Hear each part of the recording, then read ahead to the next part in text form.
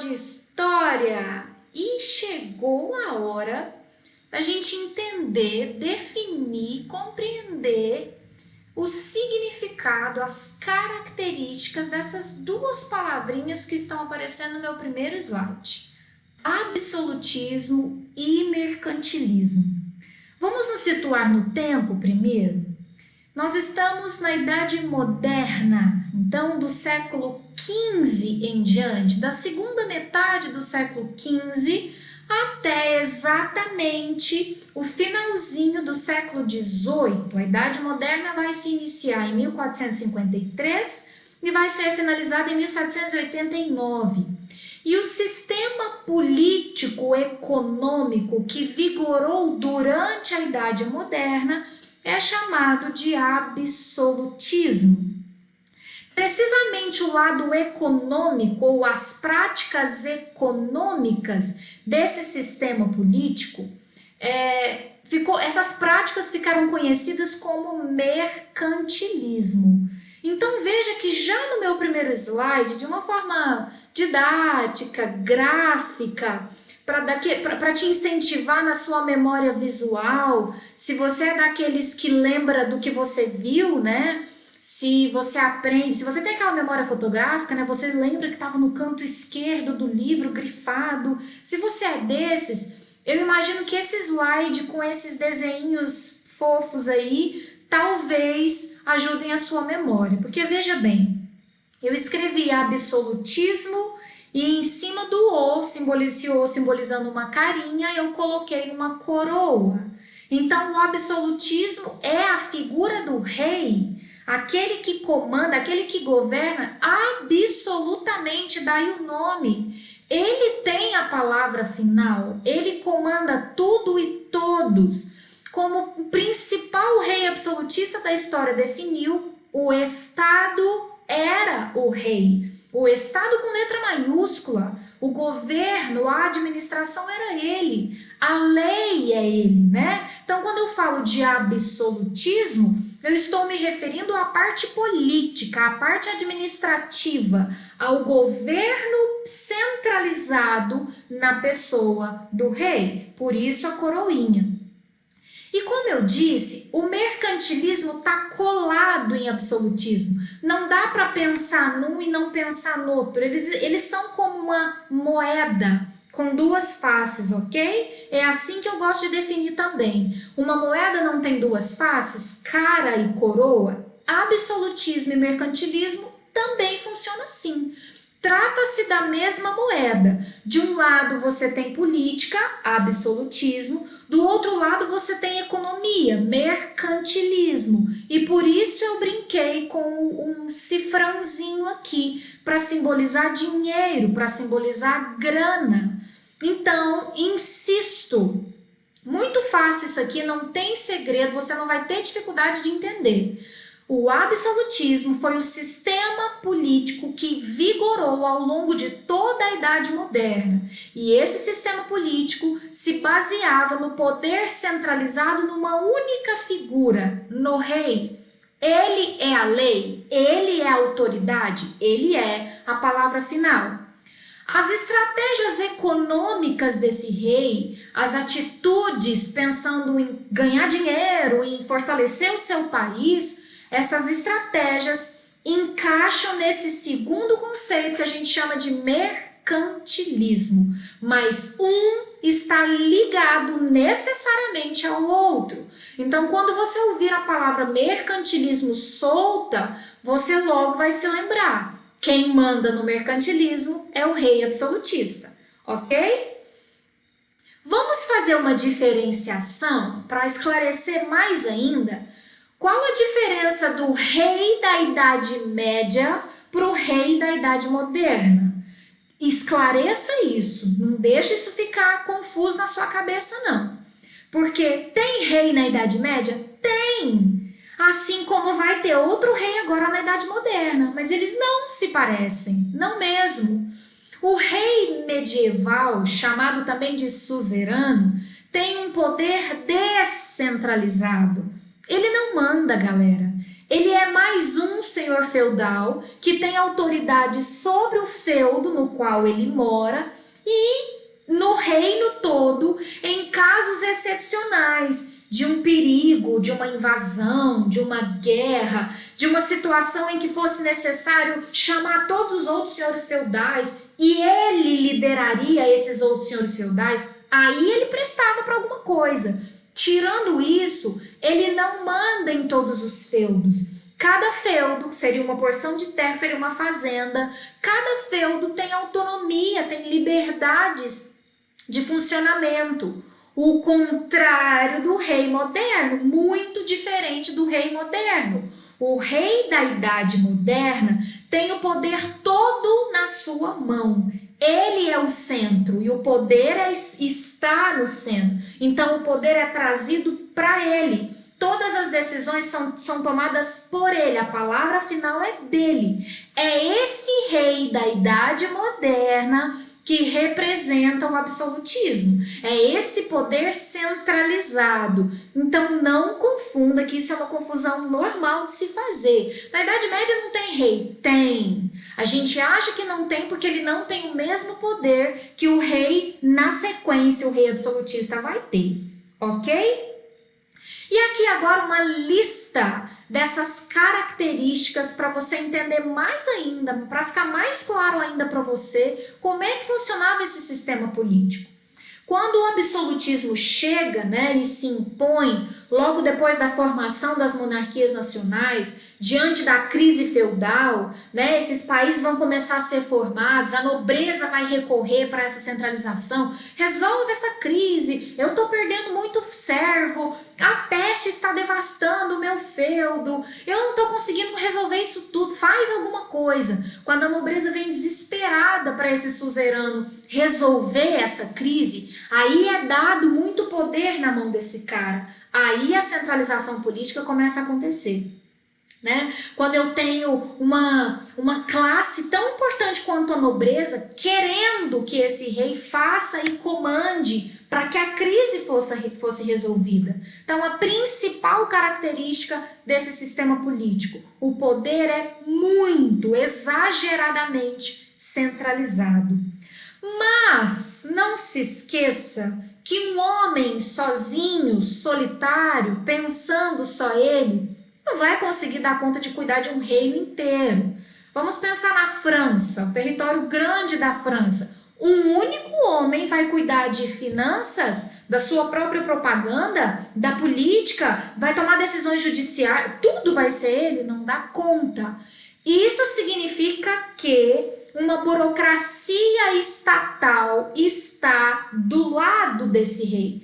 Preste atenção para não confundir. Essa burocracia não manda, ela tem poder de aconselhar esse rei. Ela tem poder de executar o que o rei decidiu, de executar o que o rei mandou, ok? Então eu posso ter um ministro de propaganda para cuidar da propaganda do jeito que eu quero que faça. Eu posso ter um ministro da fazenda, um ministro de finanças, que vai fazer as estratégias econômicas conforme o rei decidir, ok? E essa equipe de ministros, de conselheiros, de funcionários do rei é chamado de burocracia estatal, para te lembrar que o rei manda, a palavra final é dele, mas ele não bota a mão na massa e nem daria conta de botar a mão na massa em tudo, para tudo, né? E tomar as decisões sozinho, claro que não. Ele tem uma equipe, uns conselheiros, uns ministros que vão estar do lado dele, trabalhando junto com ele, ok? Eu tenho também a formação de um exército nacional e eu preciso reforçar isso aqui. Na Idade Média havia força militar. O senhor feudal entendia que era até uma missão divina, porque assim se pensava naquele tempo. O próprio Deus teria designado os senhores feudais para serem a classe dos defensores, dos protetores. E por isso os senhores feudais treinavam a arte da guerra durante todo o tempo. No caso de uma necessidade, eles seriam os militares, né, a enfrentar o perigo. A partir de agora, dentro do absolutismo, eu não tenho a arte da guerra restrita à nobreza, somente os senhores feudais. Não. Eu tenho um exército em tempo integral a serviço desse rei. Um exército nacional muito semelhante ao que a gente entende hoje como exército. Como é que funciona a marinha, o exército, a aeronáutica do seu país? Como é que funciona? Os caras vivem para isso, recebem salário para isso. Então, a formação de um exército permanente para defender essa nação que acabou de nascer, né, que precisa se confirmar como uma nação de respeito e por isso precisa investir em defesa. Então, veja, exército permanente nacional a serviço do rei, inclusive para policiar, para fiscalizar, não é essa palavra que eu quero ainda, eu tenho um exército, eu tenho forças armadas para a proteção do rei. Então veja bem, caso alguém criticasse o rei, escute isso, eu tenho forças policiais, forças armadas, especializadas, preparadas em prender esse tipo de gente, não pode falar mal do rei, você vai preso, você vai para a cadeia, você está entendendo a diferença? Em tempos medievais você não tem essa estrutura, agora eu tenho um exército nacional para defender a nação e o próprio rei, o próprio sistema político. Esse rei absolutista, tendo todo o poder na mão, também toma decisões culturais, entendendo que uma cultura unificada faz bem para um país, para o seu próprio governo. Quando eu não tenho divergências, né? Quando eu tenho um povo inteiro unido na mesma língua, então veja bem, na mesma religião, é mais fácil governar. Veja bem, o absolutismo da França em um momento foi estremecido por conta do embate, da divergência de religiões diferentes. A França, sendo muito católica, não aceitou os protestantes e isso rolou, fez acontecer um monte de conflito e brigas e massacres na França. E isso complica para o rei governar. O rei gosta de ter paz, né? Para governar, para conquistar terras, para conquistar mais grana. Então, o rei absolutista vai tentar homogeneizar, unificar a cultura, trabalhar o nacionalismo, a noção de pertencimento, para isso colaborar também com o seu poder, com a obediência, com a aceitação ao seu poder, né? Então você vê aqui a imposição de língua oficial, a Espanha fez isso. Eu tinha muitos territórios, muitos reinos que foram unificados na Espanha e cada um falava uma língua. Não, a partir de agora é obrigatório todo mundo falar castelhano.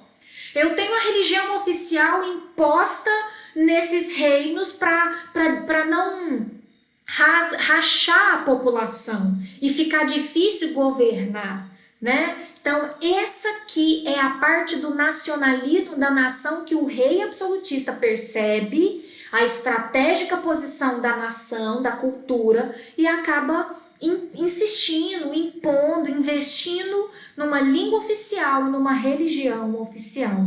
Só um parêntese rápido, isso não é estratégia só em tempos de idade moderna, de reis lá do passado. Se você estudar a história do Brasil República, a história do Brasil recente, você vai ver estratégias parecidas no governo do Getúlio Vargas, por exemplo, proibindo que a língua alemã fosse falada no sul do Brasil, justamente porque ele quer fortalecer o nacionalismo do Brasil, né? Só um parêntesezinho que eu já fechei e vou seguir no tema dessa aula aqui. Jeane, e como foi a reação da nobreza e da burguesia? E do próprio clero, dá para fazer uma acréscimo aqui também e comentar do clero. A nobreza quer, aceita, na verdade entrega o poder que ela tinha na mão desse rei absolutista. Quem é a nobreza mesmo, gente? Senhores feudais. E não eram eles que comandavam? Para e pensa comigo, galera. O que fez um senhor feudal que antes era o cara, ele fazia o que ele queria dentro do feudo dele, ele era o bambambam. De repente o cara fala, toma rei, toma aqui a coroa, pode governar, pode mandar que a gente obedece. O que fez o cara entregar de bandeja o seu poder, a sua autoridade, o seu poder de decisão dentro da sua fazenda? O que fez ele entregar para o rei isso? A crise.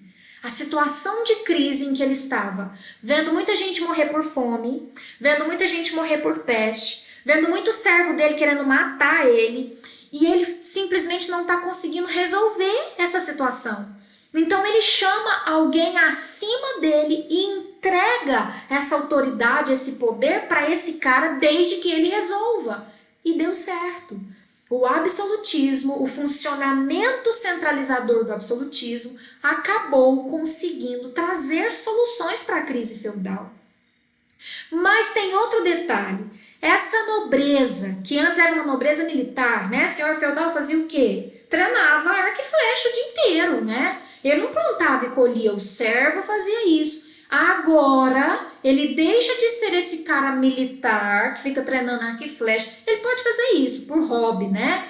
Mas ele vai se transformar numa nobreza palaciana. Sabe o que isso significa? Ele vai estar sempre no palácio, conversando com o rei, puxando o saco do rei, aconselhando o rei. Porque agora, nem são palavras minhas, são palavras de um historiador muito acima de mim. Se não me engano, é o George B. que fala isso. Ele vai dizer que essa antiga nobreza militar, que vai se transformar numa nobreza palaciana, vai ser uma nobreza parasitária. O que é um parasita? É um ser, um bichinho que vive de outro, né? O carrapato é um parasita. Ele vive sugando o sanguinho lá do cachorrinho.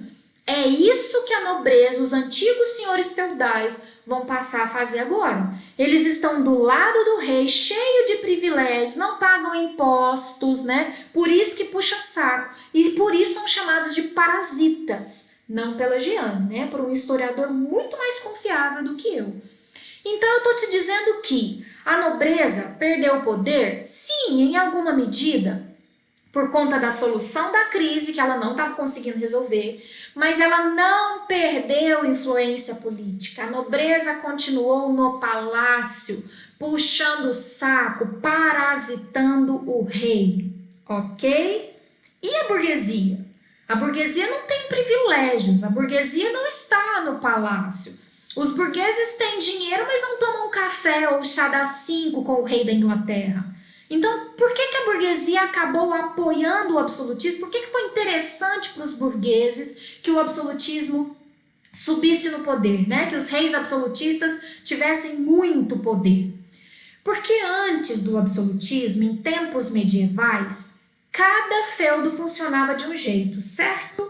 Então, cada feudo usa uma moeda, cada feudo usa uma medida, cada feudo estabelece o que é 1 quilo para ele, o outro estabelece que isso aqui que é 1 quilo. Então pensa, poderia aparecer um saco desse tamanho, poderia aparecer um saco desse tamanhozinho e os feudos estão chamando aquilo lá de 1 quilo. Eu ainda não tenho sistema de pesos e medidas unificado, igual tem hoje, né? 1 metro é 1 metro em qualquer lugar do mundo. 1 quilo é 1 quilo em qualquer lugar do mundo, certo? Em tempos medievais isso não existia. E quem é que vai começar a unificar pesos, medidas e moedas? O rei absolutista. Porque agora ele não vai mandar geral. Não é ele o bambambam, o manda-chuva do pedaço.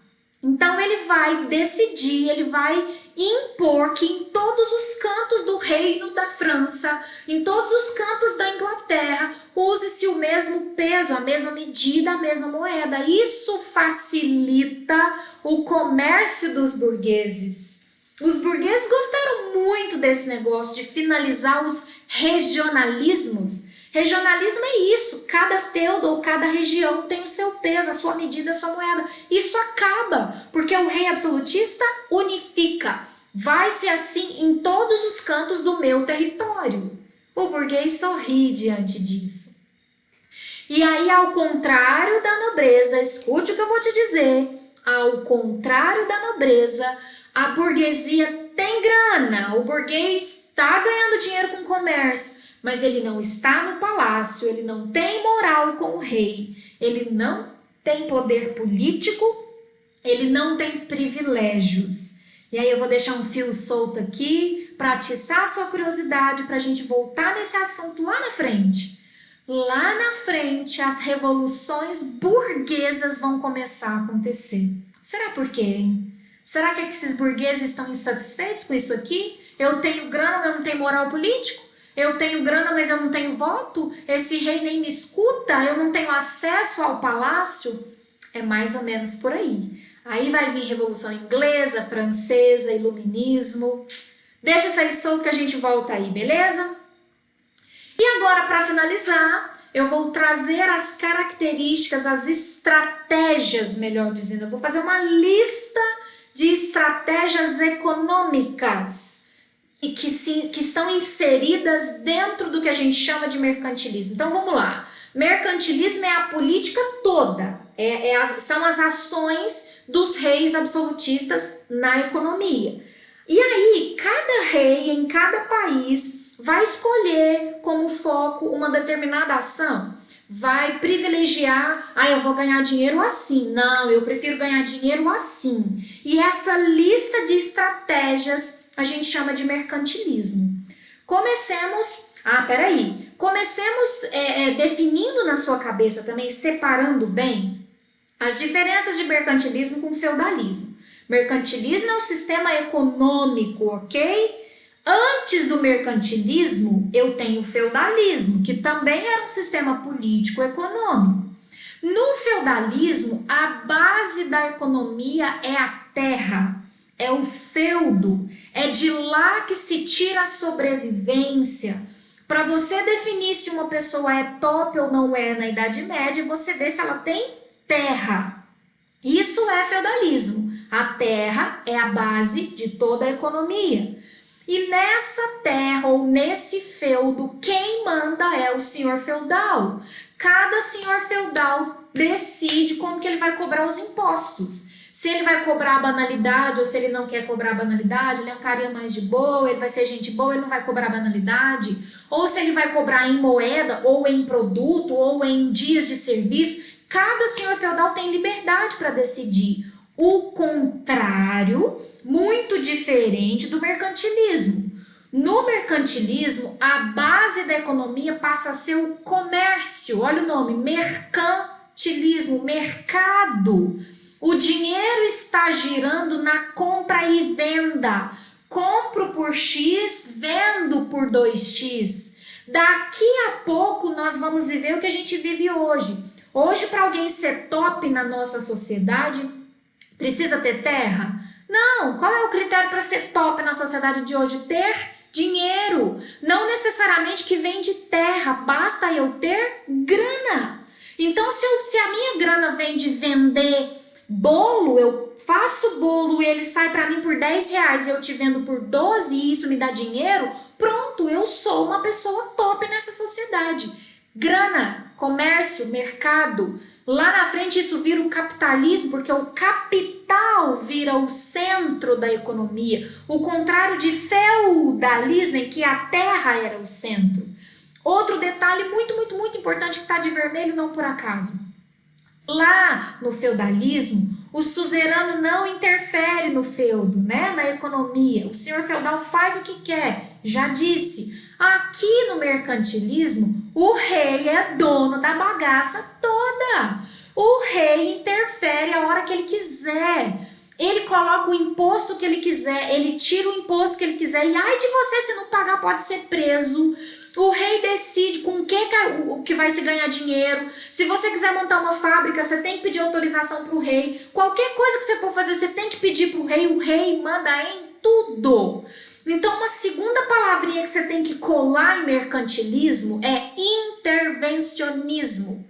O mercantilismo é o outro lado da moeda do absolutismo, certo? Cola um adesivo aí no mercantilismo. Intervencionismo. Esse rei interfere em tudo e em todos na hora que ele quiser, ok? É esse mercantilismo, é o lado de cá. Esse é o funcionamento do mercantilismo. Mercado é o foco, intervencionismo do rei, quando ele bem entender.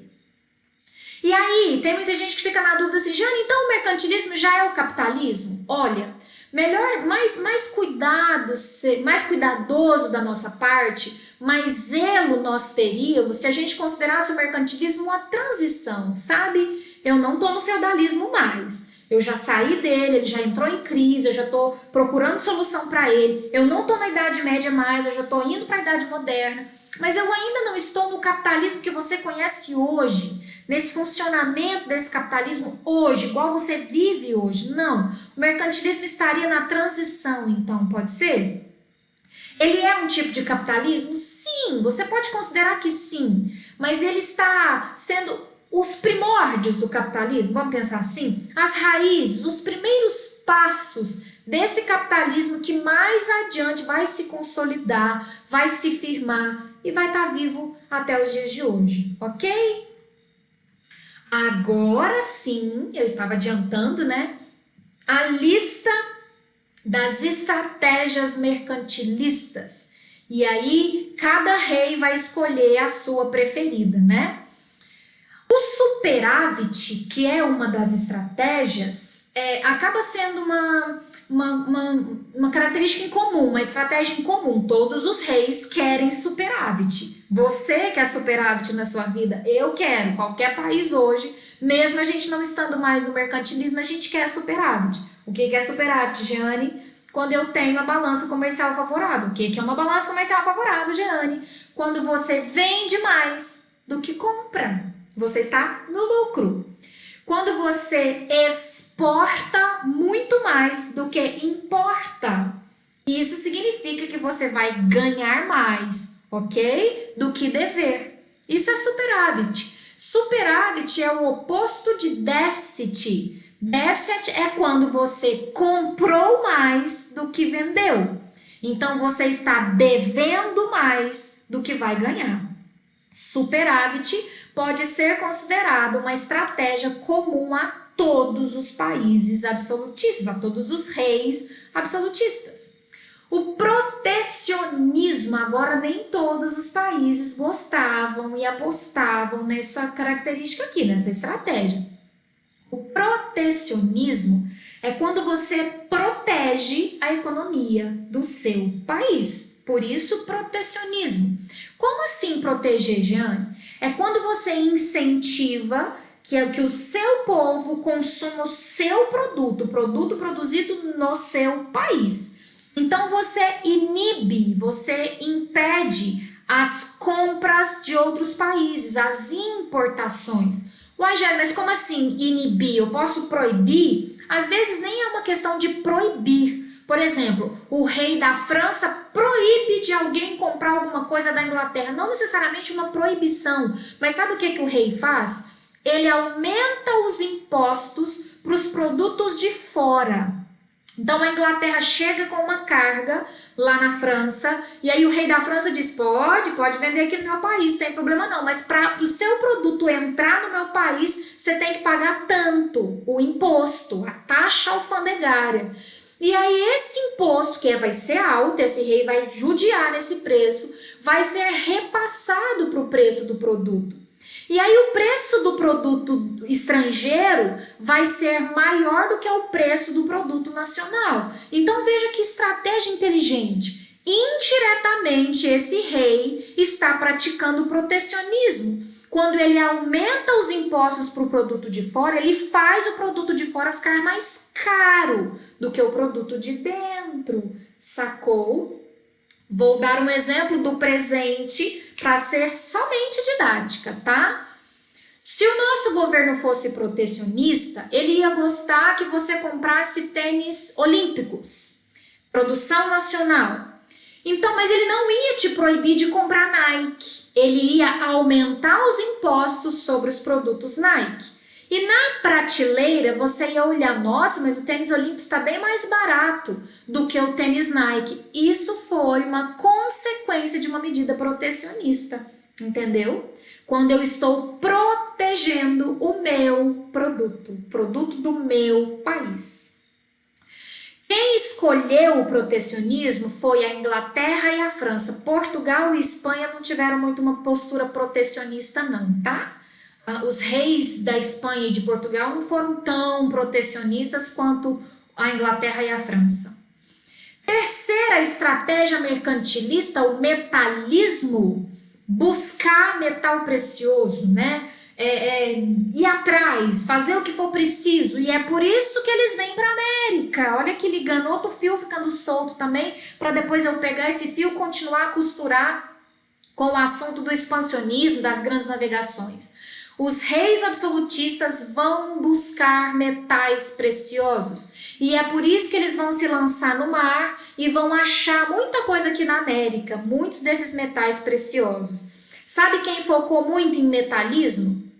A Inglaterra não focou muito, a França nem tanto, mas a Espanha focou em metalismo e achou muito metal precioso aqui na América. Portugal chegou no Brasil procurando ouro, lembra disso? Mas a Espanha foi mais metalista ainda. Tanto é que, escute isso, a Espanha, por ter ficado tão vidrada com esses metais preciosos, acabou tendo um nome só para ela dessa prática metalista. Quando você lê no livro Bulionismo, bulionismo nada mais é do que a busca por metais preciosos que a Espanha promoveu. O que a Espanha promoveu, essa paixão por metal precioso da Espanha, acabou sendo chamado de bulionismo, mas bulionismo nada mais é que metalismo, só que é o metalismo praticado pela Espanha. Marinha. Investir em marinha, construir barcos, caravelas, navios cada vez maiores e mais preparados. Para quê, Jeane? Tanto para transporte de mercadoria, e aí eu tenho uma marinha mercante, né? Você comprou uma carga de mim, eu vou entregar para você, eu vou fazer um frete, é isso, didaticamente é isso, é para o frete. Como a marinha de guerra também, porque eu sou um Estado Nacional que acabei de ser formado, né? Eu preciso defender as minhas fronteiras, eu preciso estar preparado para qualquer enfrentamento. Então, investimentos em marinha. No geral, eu tenho essa característica, essa estratégia sendo praticada por muitos países. A Inglaterra vai acabar se destacando no investimento em marinha, não por acaso, você já deve ter escutado isso. A Inglaterra é chamada de Rainha dos Mares, porque investiu muito em marinha. Mas Portugal também investiu, porque veio para a América, né, navegando. A Espanha também investiu, então a marinha também foi meio que comum dos países europeus. Manufaturas, produção de manufatura, que seria a fase embrionária da futura indústria. A manufatura é quando você tem um produto natural que vai passar pelas mãos ou por uma máquina bem amadora ainda e vai sair um terceiro produto, né? Um segundo produto, na verdade. Então, vamos pensar num exemplo? Você pega a uva, que é um produto natural, você colhe a uva da natureza. A uva é um produto agrícola.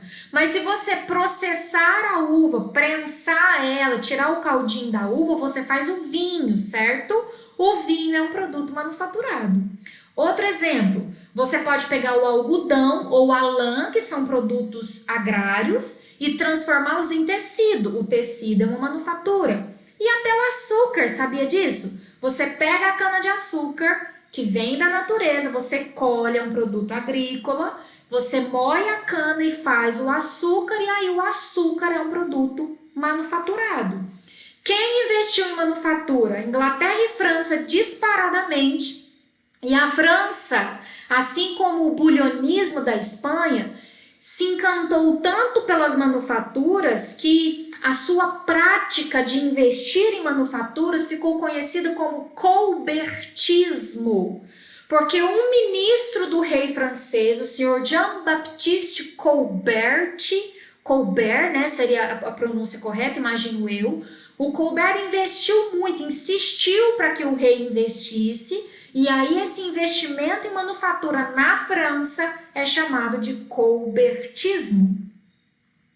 E por fim, a característica, a estratégia preferida de Portugal e Espanha, o colonialismo, que é descobrir novos territórios, explorar esses territórios, sugar deles tudo que eles têm de bom. Isso é o colonialismo. E dentro dessa estratégia maior, que é o colonialismo, nós temos 3 subcaracterísticas: o monopólio, a plantation e os impostos. Vamos entender melhor? Numa colônia, que é um território que vai ser explorado por esses países absolutistas, mercantilistas, o monopólio significa que esse território é posse única desse país. Então, veja bem, isso é fácil de entender porque é a história do Brasil isso, né? Portugal colonizava o Brasil. A Espanha não pode vir e colonizar também. Vai para outro lugar, minha filha, porque aqui nesse território, um comando só. Monopólio é isso. Pólio é poder, domínio, e mono é um. Então, Portugal diria para a Espanha, vaza daqui, sai daqui. Aqui nesse território eu mando, eu colonizo, eu exploro. A plantation foi muito praticada dentro desses territórios colonizados, e aí a plantation se divide em 3 outras subcategorias. Numa plantation está incluso escravidão, sim, mão de obra escrava nesses territórios encontrados e explorados.